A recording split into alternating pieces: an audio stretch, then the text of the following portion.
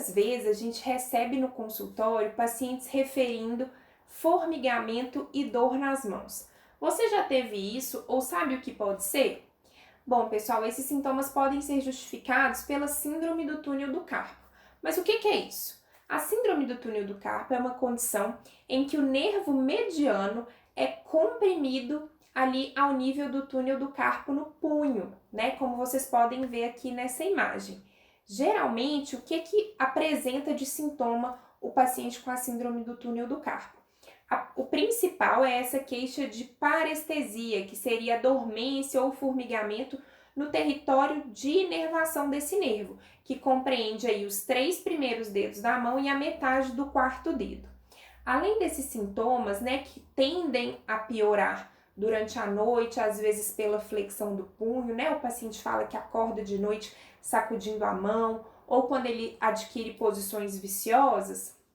Esse paciente, quando o quadro já é mais avançado, mais grave, ele pode ter, além desses sintomas sensitivos, sintomas motores, ou seja, queixam de perda de força na mão. Então, eles falam que estão deixando objetos cair, estão com dificuldade de girar uma maçaneta, abrir um pote e assim por diante. Isso já caracteriza uma síndrome do túnel do carpo mais grave, tá? Bom, mas o que pode causar isso? A gente não tem ainda assim muita explicação, né, além dessa condição de que há a compressão do nervo, mas a gente sabe que existem algumas condições que predispõem o desenvolvimento da síndrome do túnel do carpo. E quais são elas? Bom, sexo feminino, gravidez, trauma, hipotiroidismo, diabetes e artrite reumatoide estão entre as condições relacionadas aí com maior chance de desenvolvimento da síndrome do túnel do carpo. Geralmente ela é unilateral, né, uma condição até comum na população, mas ela também pode acontecer dos dois lados. Bom, doutor, e como que eu diagnostico a síndrome do túnel do carpo? Isso é simples. O paciente já vai ter uma queixa que vai fazer você suspeitar muito facilmente, né? É uma queixa muito típica. E aí, dentro do próprio consultório, a gente pode realizar 2 testes principais que já nos auxiliam nesse diagnóstico. E quais seriam eles? Bom, a gente tem o teste de Fallen, em que a gente vai pedir o paciente para fazer esse movimento de flexão forçada dos punhos e ele vai ficar apertando durante 1 minuto. O teste é dito positivo quando o paciente refere formigamento nessa região de inervação do nervo mediano, né? A região ali que é pela qual o nervo mediano é responsável, o paciente começa a sentir o formigamento então.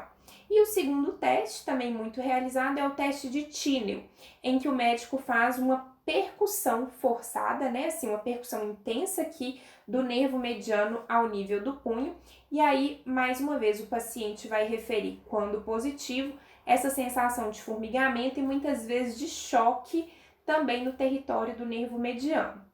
Bom, esses exames, né, que a gente faz, esses testes, na verdade, que a gente faz no consultório, junto com a história clínica, eles nos auxiliam muito, já praticamente a gente consegue fechar o diagnóstico. Porém, existe um exame que a gente solicita até para graduar, para nos falar o quão intenso é essa síndrome, e é um exame chamado eletroneuromiografia. O resultado dele vai mostrar uma condução nervosa alterada, né, ali do nervo mediano ao nível do túnel do carpo.